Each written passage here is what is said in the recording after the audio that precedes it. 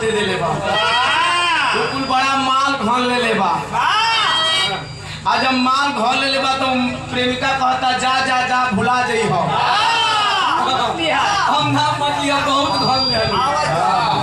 चलिए कम से कम बुढ़ाई में प्रेमी घनाए तो लगला। हाँ जवानी में बच के बुढ़ाई में घनाए लगला कुल प्रेमी। बड़ी माल ले लूट ले ये प्रेमी को प्रेमिका। प्रेमिका रोवत है, प्रेमिका नहीं रोवत तो प्रेमी रोवत। अभी हमारे गार्जियन महोदय के द्वारा सुने बड़ी मस्त धुन रहल। मास्टर कौनो ऐसा तरज बजावा न घीसल हो न पीटल हो। होवे तो खाली बीच वाला न हो सीधे नया हो। आज तक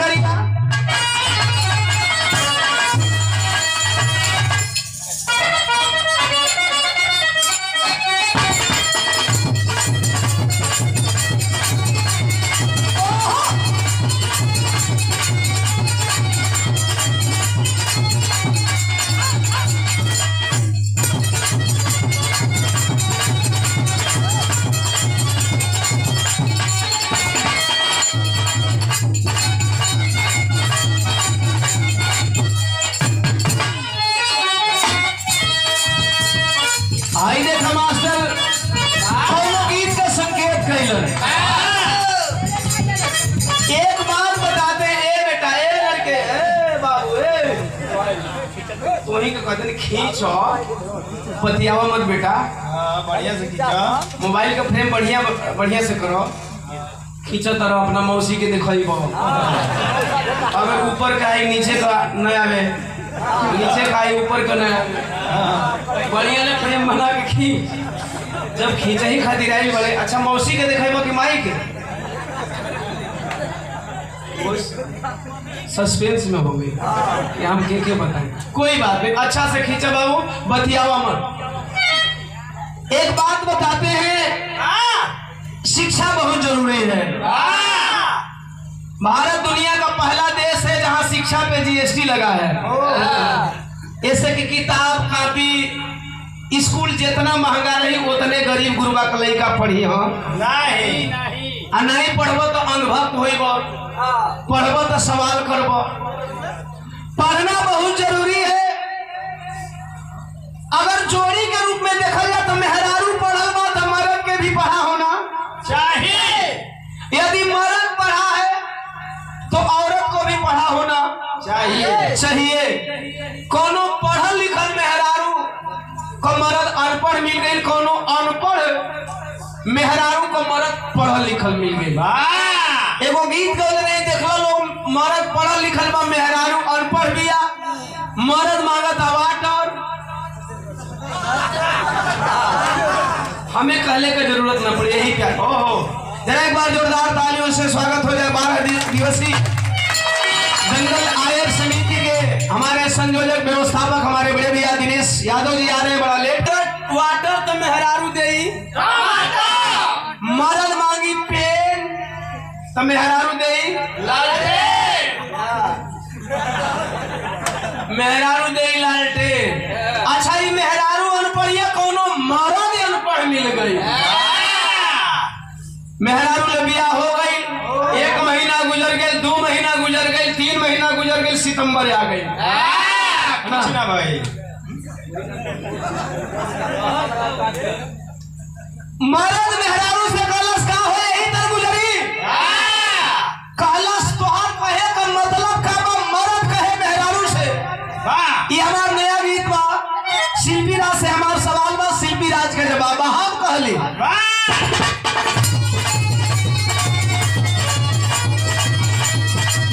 मर्दा कहे अरे नहीं छुओ तारी नहीं छुओ तारी ना छुओ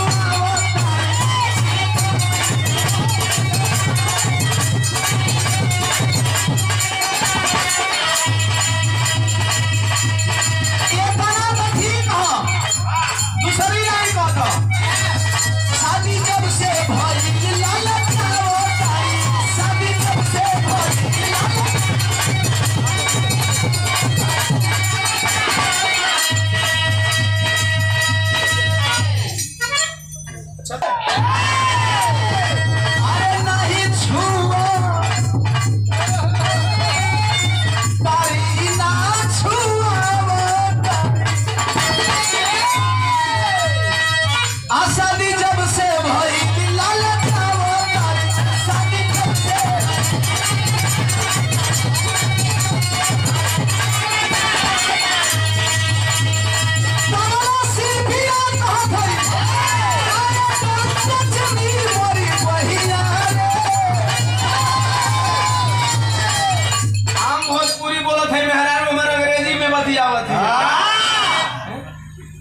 हम कहली तो तोर बात समझ में नहीं तब तो हम छुए का प्रयास करब। वाह फिर मेहरारू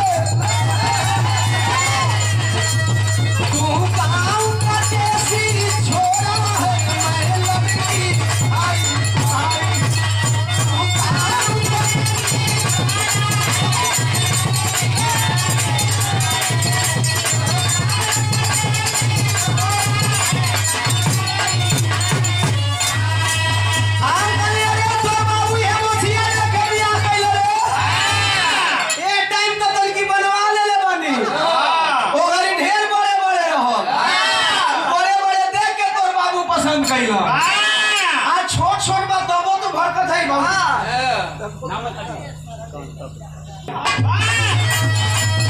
तू भी जान ले तेरा मोरा तू अरे तू भी जान ले तेरा मोरा तू तेरे बाबू अपना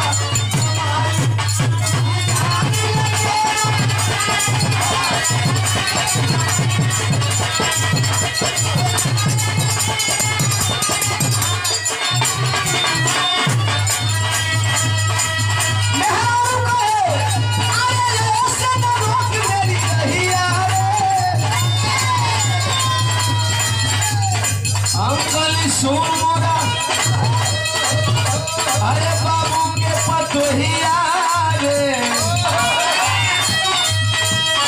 एगो भाई का फरमाइश न कहीं तो भी बेईमानी हो जितना घड़ी में कपड़ा पहले थो उतना घड़ी में 10 घड़ी आगे कला हो